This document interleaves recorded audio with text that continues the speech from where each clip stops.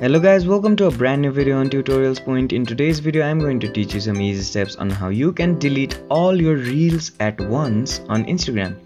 Now for you to delete all your reels at once, make sure that your device is connected to the internet and then open up Instagram. After you open up Instagram, you will be on the home page. Now from this page, simply go to your profile by clicking on the profile icon on the bottom right corner of your screen.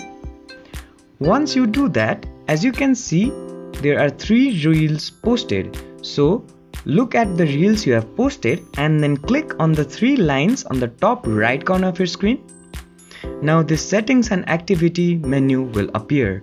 On this menu, find this your activity option and click on it.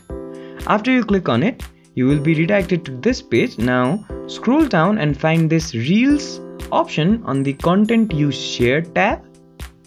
Once you do that, all the reels from your profile will be shown on this page. Now to delete them all at once, simply click on the select option on the top right corner and you can select the reels you want to delete like this. And on the bottom of the screen you'll see this delete option. Just simply go ahead and click on it like this, and on this pop-up click on delete. And once it properly processes all the reels, or at least the reels which you selected, as you can see on the screen, will be deleted.